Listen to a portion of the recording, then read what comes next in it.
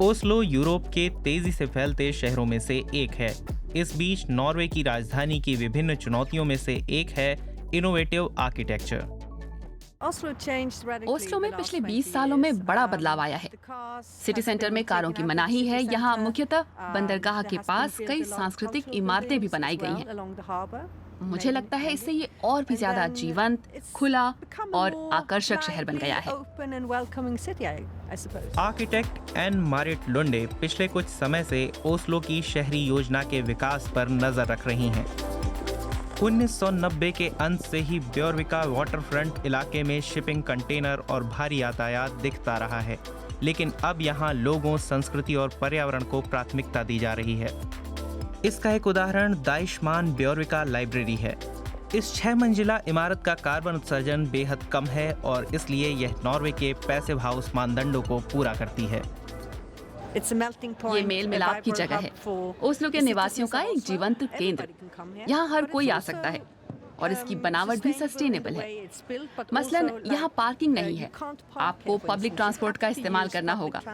इमारत के कई पहलू हैं जिनमें सस्टेनेबिलिटी दिखाई देती है।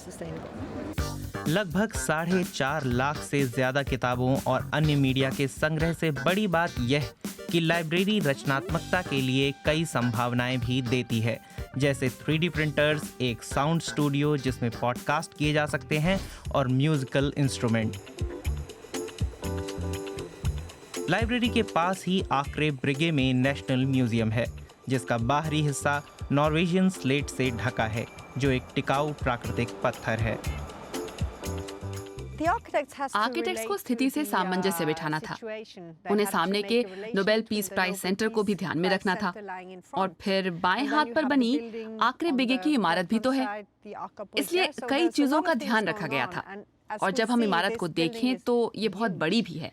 ये 54,000 वर्ग मीटर में फैली है। ओस्लो 2030 तक क्लाइमेट न्यूट्रल होने की योजना बना रहा है। अन्य रणनीतियों के अलावा शहर में यातायात की एक योजना भी है, जिसमें साइकिल और पब्लिक ट्रांसपोर्ट पर जोर है। खरीद पर छूट, इलेक्ट्रिक कारों पर कम व्हीकल टैक्स और इसके साथ ही अच्छा ई-कार चार्जिंग इंफ्रास्ट्रक्चर भी तैयार किया जा रहा है। एक और प्रोजेक्ट है वुल्कान।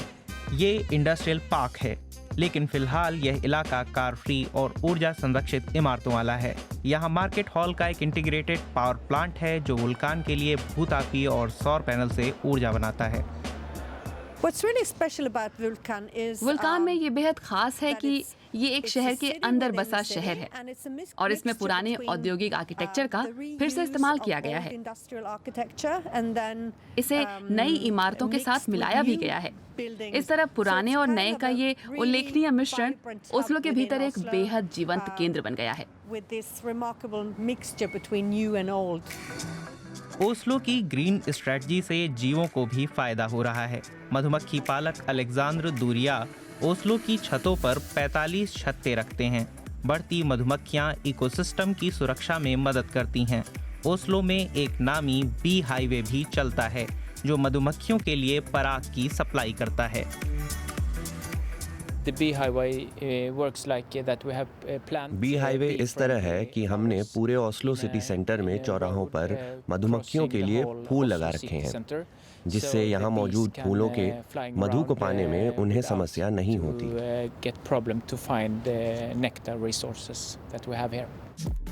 दूसरे शहर ओस्लो और इसके भविष्य के सस्टेनेबल कॉन्सेप्ट से बहुत कुछ सीख सकते हैं।